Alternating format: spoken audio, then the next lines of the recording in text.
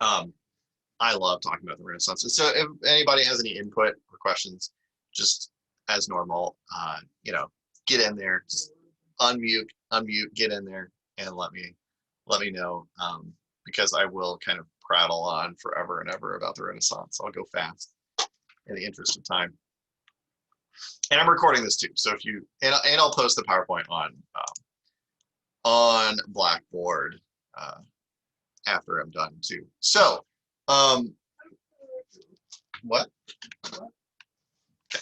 The Renaissance starts in northern Italy. Why northern Italy? Why not in, um, you know, larger, more supposedly sophisticated places like France or northern Europe, like the Netherlands? Well, there's a few different reasons for this. When we say Renaissance, we're really talking about the Italian Renaissance and really talking about the North Italian Renaissance. But there's lots of different Renaissances that happen throughout the Middle Ages, or the late Middle Ages, I should say. And the reason why it starts in northern Italy is because of the superfluous amounts of wealth that are being thrown around um, in the different city-states of northern Italy. So Florence is probably the biggest one. The Duchy of Milan, Duchy of Savoy, Venice is a huge player. The Papal States are a huge player in the Renaissance.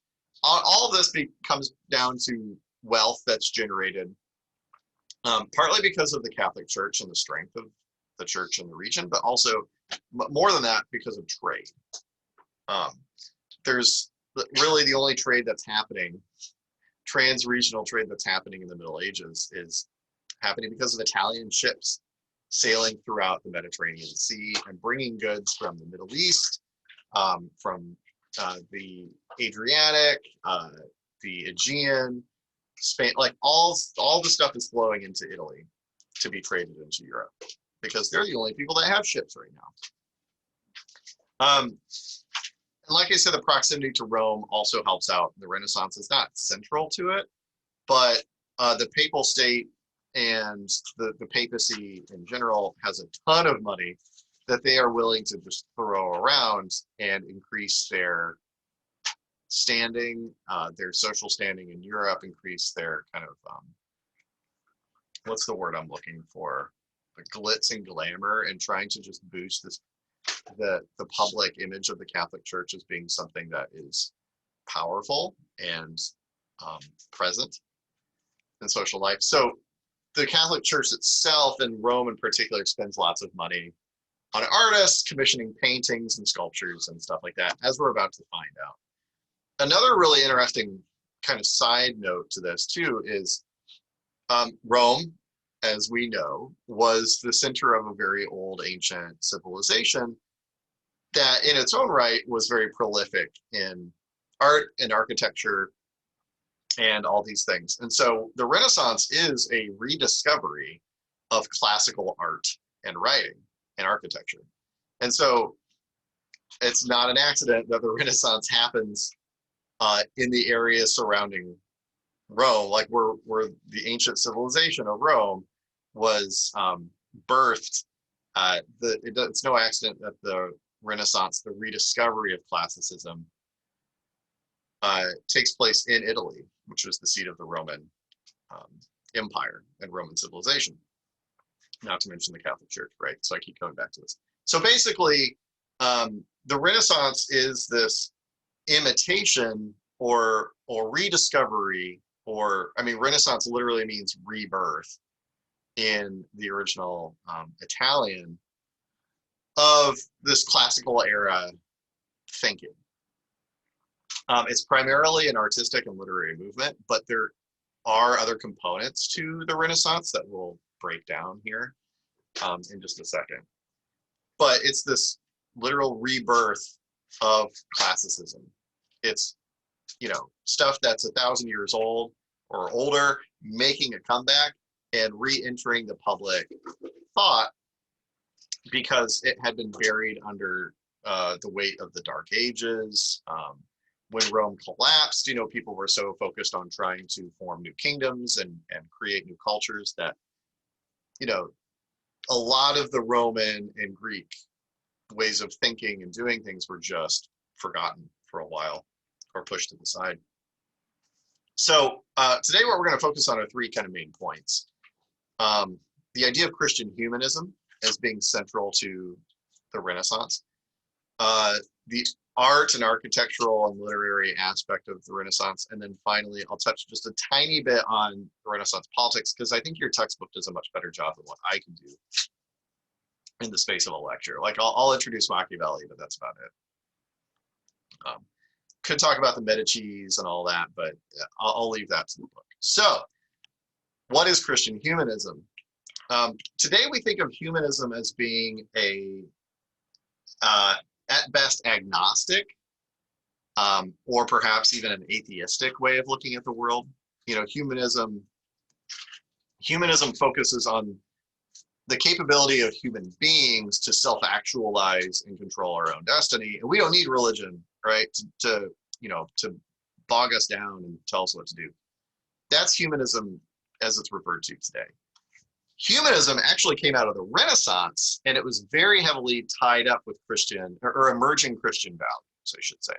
Looking at Christianity from a different point of view, thanks to this infusion of classical era thinking, and kind of forming this hybrid idea of the Christian idea that God's creation, God's best creation, is humans. You know, it says so in the Bible. Like, look at the Genesis creation story, and it very clearly says, God created the world, God created animals, God created plants, God created all these things, and then on the sixth day, God created humans. And instead of just calling them good, like you call everything else that he made, he looks at humans and he calls them very good, right? That the idea that God's created humans in his own image, and therefore human beings are this, we're all special individuals, we're all specially created by our creator. And as it says in the Bible, right, created in God's image. So therefore human beings are special and worthy of being praised. That is a humanistic idea that's survived up until the present day, but it was created out of this religious idea of recognizing humanity as being special creations of God, and therefore we should focus on that. This idea that human beings are created not only in the image of God, but endowed with a special gift that not even the angels can boast of. Free will.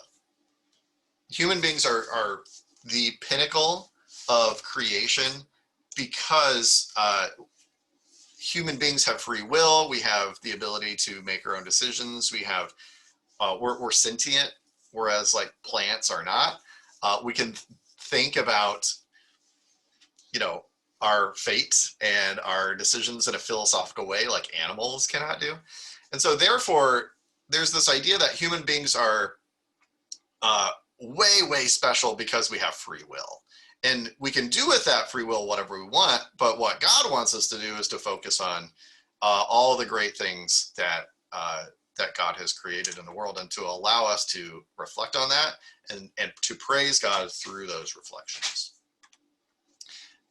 Now, you're probably like, okay, like this sounds great. This was a reaction to the prevailing medieval idea, which was the opposite side of the coin. That instead of looking at human beings as special and worthy of praise, there was this old kind of Dark Ages idea that human beings are sinful and fallen, and we are nothing without the love of Jesus Christ. Right? So it's two kind of polar opposite ideas. Like, yay, human beings are awesome because we're created by God. Boo, human beings are sinful and evil and bad because of Adam and Eve. Right? So they're both like ideas rooted in Christian theology and biblical readings of Old Testament scripture. But this Christian humanism is a reaction to this idea that humans are all bad and sinful and human beings suck. The humanists are like, no, we're awesome.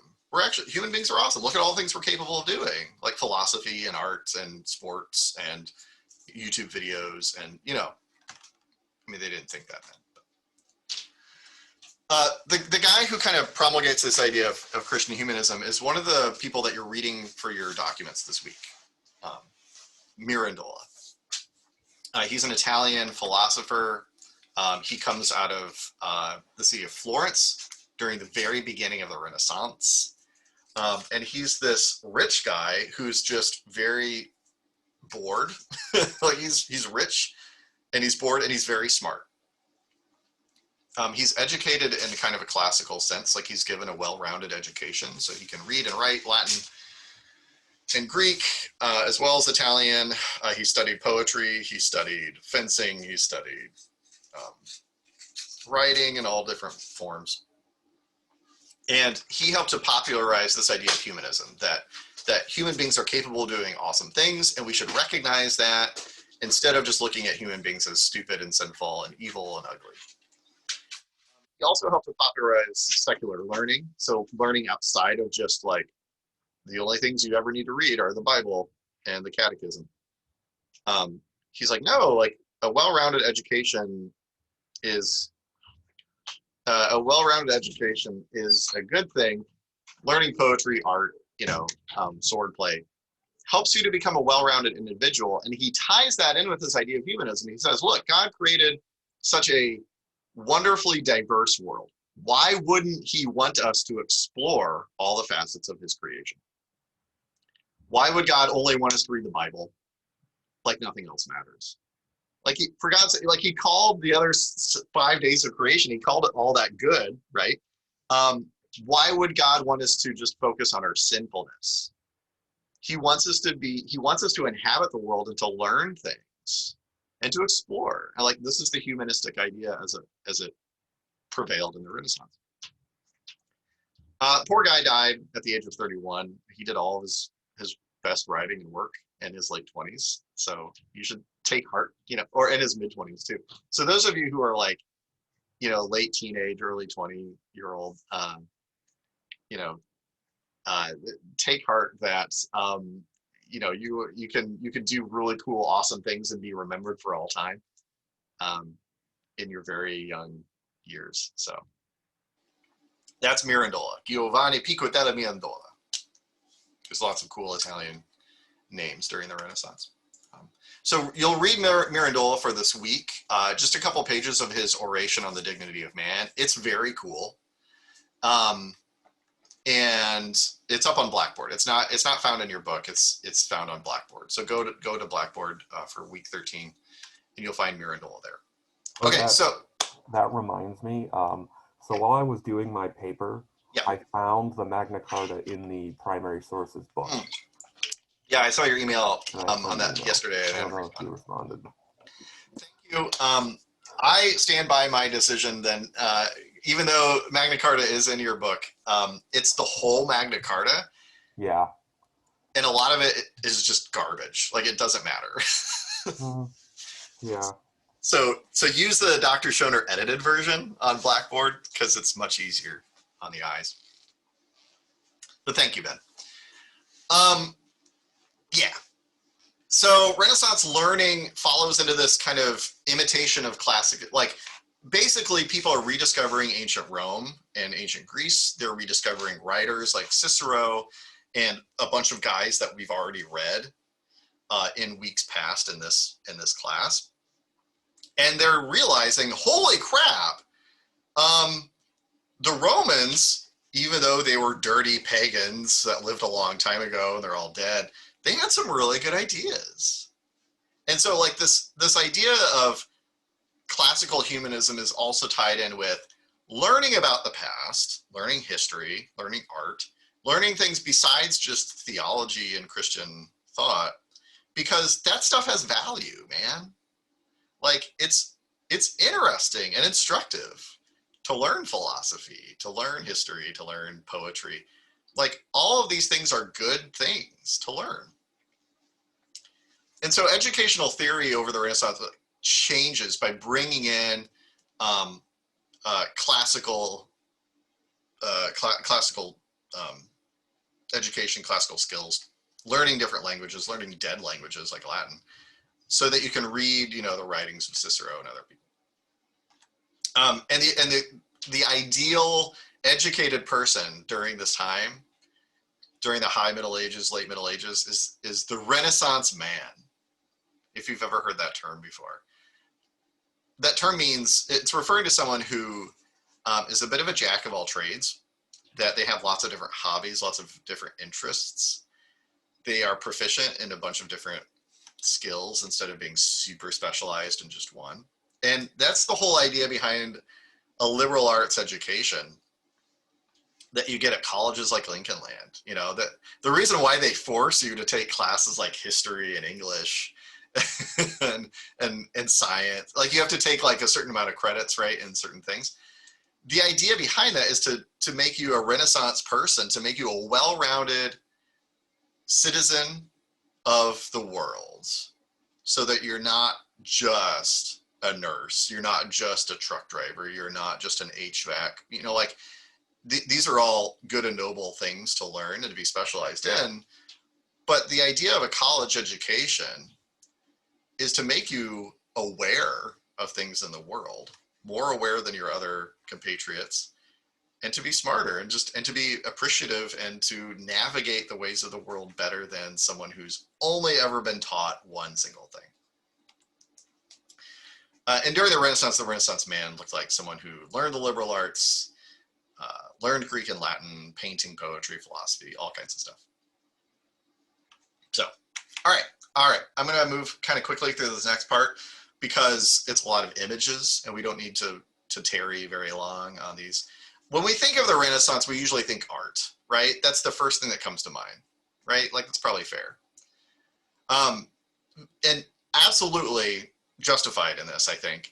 The visual medium was the main way of communicating stuff to day-to-day people. Even during the Renaissance, most people were not literate. In the Renaissance, most people were Catholic. And you would learn most of anything that you learn either from your family, or if you're an apprentice in a trade, or in church.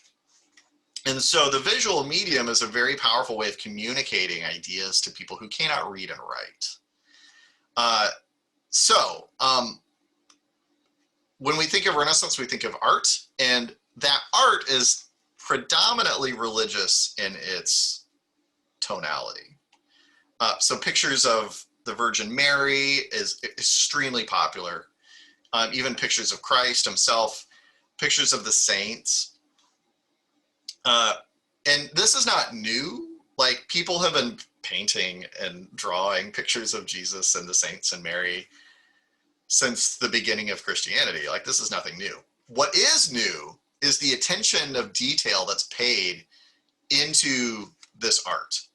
So in art class, you probably learn about, perspective.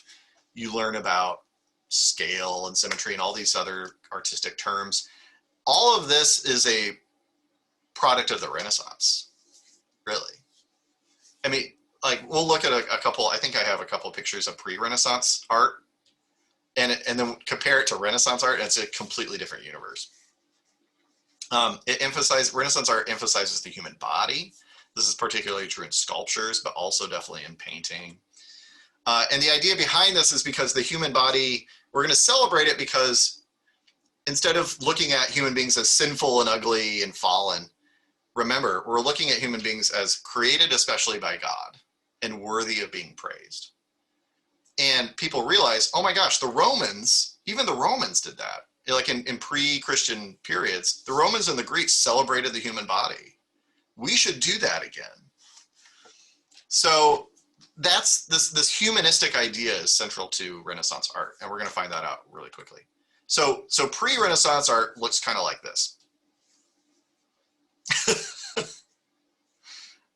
The picture on the left, obviously, well, I'm going to ask you guys, like, what are some things you notice about these pictures? Like, right off the bat, like, are these realistic?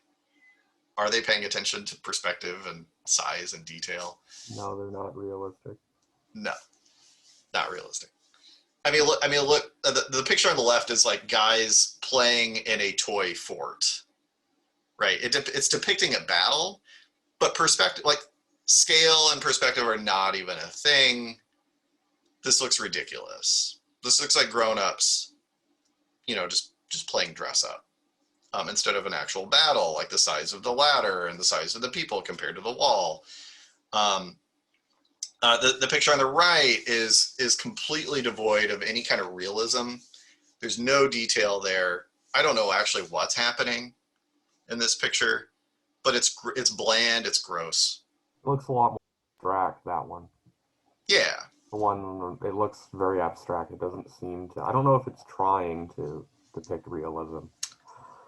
Yeah, it's not trying. Absolutely. They're not, that's a good way of summing up pre-Renaissance art. They're not trying to be realistic. Here's another pre-Renaissance picture of the Virgin Mary and baby Jesus. Look at the length of the fingers and the hands. Like, look at the size of the eyes compared to the head. The color scheme is very bland and neutral. Baby Jesus looks like a mini, he looks like a mini-me, he looks like a tiny little grown-up that got shrunken down, like Honey, I Shrunk Baby Jesus. It's not realistic, right? Like, the details are awful. Compare that then to Perugino's Christ giving the keys of the kingdom to St. Peter 1,000 years later. Look at the color palette that we have. Like, look at the symmetry. Like, we have absolute attention paid to the symmetry of the picture, the realism, the background compared to the foreground. Like, the people look like people. They don't look like weird little gremlins, Like, there's so much detail put into this painting. Such was the value of artistic accuracy at the time of the Renaissance that it blows away pre-Renaissance art. Like, it makes a mockery of it, right? The color palette, the perspective, the scale, the foreground, the background, like, all of that stuff is very much intentional in a painting like this. Compare, a Byzantine mosaic to something painted, 800, 900 years later during the Renaissance. Like, it pales in comparison in any and all objective artistic way, right? And so this is a monumental, sharp left turn for how people communicate ideas through art. Like, people are paying attention to the human form. They're paying attention to accuracy, to realism. They're paying attention to color and the attractiveness of a painting, right? And these are all tied up with humanistic values of wanting to show God's creation and doing justice to it. So there's a few different Renaissance artistic pieces that are more famous than others. There are literally thousands of examples to draw from. But the most famous ones come from, the guys that as the Ninja Turtles, right? And others. So Michelangelo, Creation of Adam. This is part of the Sistine Chapel ceiling. So that the Pope's private chapel in Rome, which is still there. You can still go and visit it when there's not a global pandemic happening. Michelangelo was commissioned by the Pope to paint the ceiling and the walls of his private chapel. And basically the Pope convinced him to do this by bringing a dump truck of money up to Michelangelo's doorstep and just unloading it. Like, he was paid very well for this job. The Creation of Adam is one of the most famous Renaissance paintings ever, and it's in the Sistine Chapel. Showing this tension and likeness between the first human ever created, Adam, and God, his creator. And look how much we are celebrating the human form. Look how much we are celebrating humanism and human beings being something worthy of celebration, as being created in God's image, because we're placing God in Adam here in the same painting. That would have been heretical to do in centuries before this. It takes Michelangelo and his helpers, he has lots of helpers, almost 4 years to do the entire chapel, because it's a big, like, look at it. It's a huge thing. It takes a lot. He's painting almost every square inch of the walls and ceiling of this chapel. And so a lot of the times he's on his back, you know, he develops chronic back problems from, you know, being up there on scaffolds for so long. But he does it, and you can still go and see it today. Like, it's a tourist attraction in Rome, or the Vatican, I should say. Here's another close-up of it, and it's just absolutely beautiful. Like, like nothing like this has ever been done in human history. Or nothing that we know of that survived, anyway. There's different other, you know, examples we could look at. Raphael, another Ninja Turtle. He kind of comes a little bit later in the Renaissance. He was focusing on non-religious work, actually. This is called the School of Athens, and he puts in kind of his heroes, ancient Greek and Roman, classical heroes like Plato and Aristotle. Ptolemy makes an appearance. Alexander the Great is in the painting somewhere. I forget where he's at. You know, and the setting celebrates this kind of pre-Christian history of classical learning, and kind of welding it with the Christian present. So it's a celebration. There was no such thing as the School of Athens, like this big, beautiful cathedral-like building that's depicted here.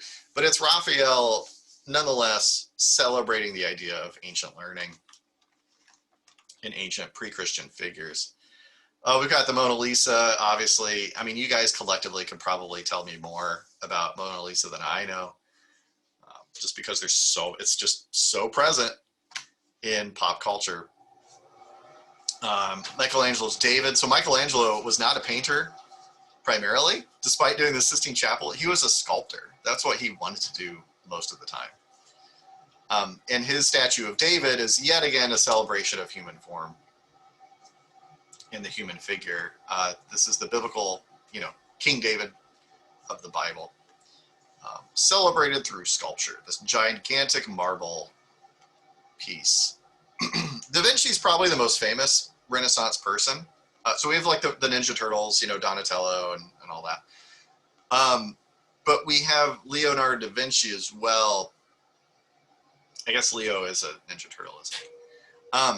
But he's probably the most famous, right? Alongside Michelangelo, he's the most famous figure of the Renaissance. He was the Renaissance man. He did everything. He drew, he sketched, he wrote poetry, he painted, he did everything. And this is owing to his classical education. Again, this liberal arts, getting a well-rounded education. He did a bunch of things. He sculpted, he painted, he developed mathematical properties. He was interested in science. He wrote a lot. He made some strange predictions about, you know, he has like sketches of like tanks and cars and things that did not come to pass for many hundreds of years.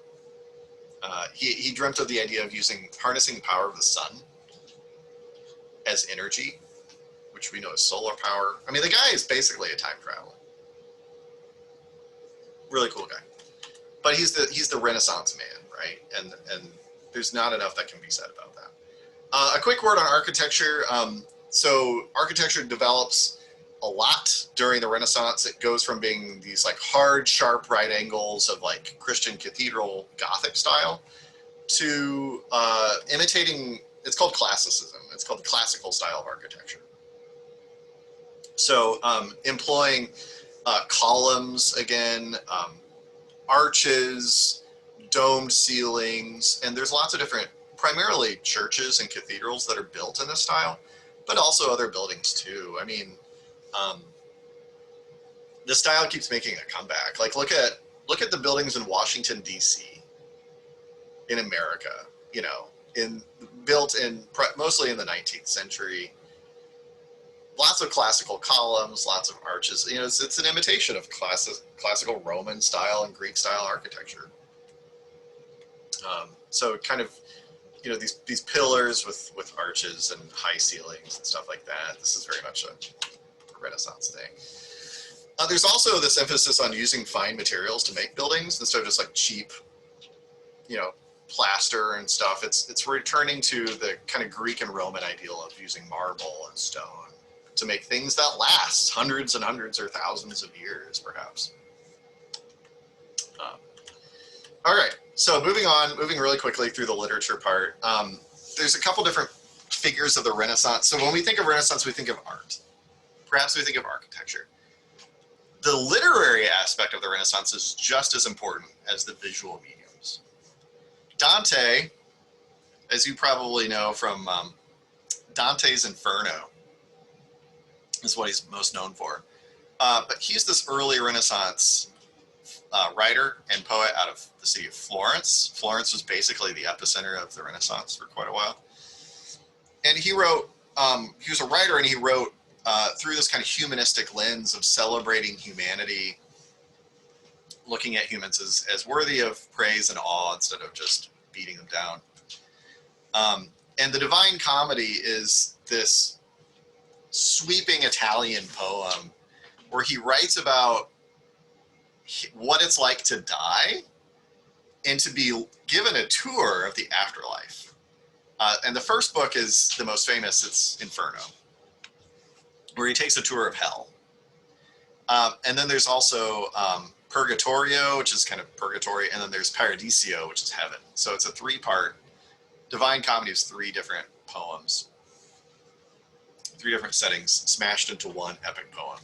And he's writing in the style, really, of the ancient epics that Homer did, you know, of like the Iliad and the Odyssey. These like super long poems that take you on an adventure.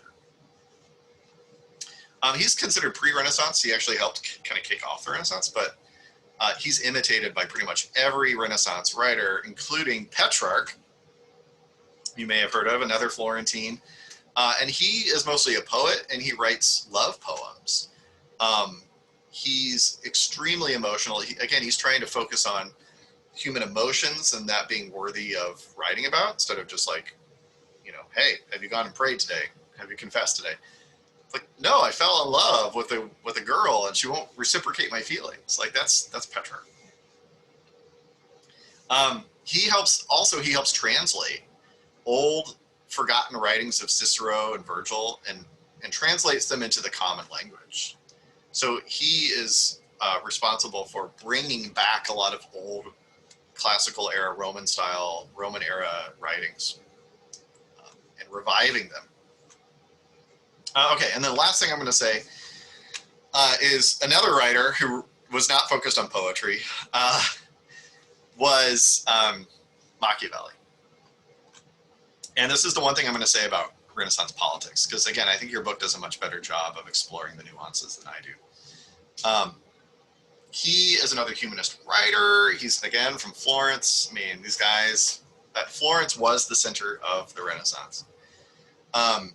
And he is a guy who gets kind of caught up. He's a minor noble. He gets caught up in the politics of Florence between a few different rival families, powerful families. He runs afoul of kind of the ruler of Florence and gets exiled from his home city. While he's in exile for being a political enemy of Florence, he writes a book called The Prince. Has anyone read this book before? Anybody in this class ever read The Prince? If you haven't, it's worth a read. It's very short. It's like 100 pages or less. You can knock it out, you know, pretty quickly. It's basically the field manual to how to be a politician. Like, politicians read this book today to learn how to be crafty bastards and to keep power. Like, I guarantee you The Prince is one of Mitch McConnell's favorite books, because like everything Mitch McConnell does as Senate Majority Leader, like, is derived from the lessons taught by Machiavelli of how to keep and hold power, you know. And basically, you know, and I'm picking on Mitch McConnell because he's the most kind of famous amoral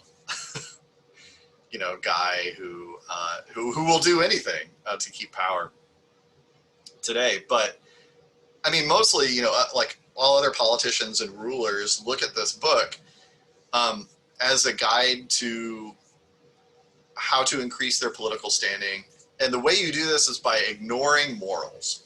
You ignore ethics, right? Like the way to keep and gain power is to become a cold-hearted bastard. That separates, it's survival of the fittest, basically. Politics is survival of the fittest.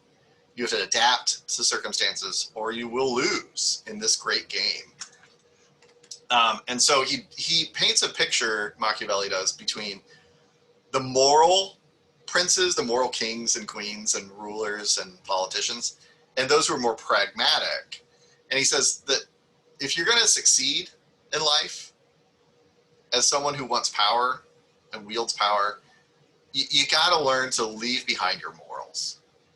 Like you have to sacrifice your ethics on the altar of pragmatic power-seeking behavior because you're going to lose. Like there's going to be people who are more ruthless than you, and they're going to step on your neck on the way to getting what they want. That's essentially the essence of The Prince. So it's this 500-year-old book that teaches how to be a bad person. That's basically why politicians are so terrible as people. Because this was the main lesson that he imparted. Like, look, it's a dog-eat-dog world out there. You gotta bring a gun to a knife fight if you want to win. So that's part of your readings for the textbook. Also, is Machiavelli. If you haven't read it already, that's all I've got for you guys today. So hopefully that's a good overview of the Renaissance. But you will be well positioned to take the quiz if you have not already. As a result of this, are there any questions or comments?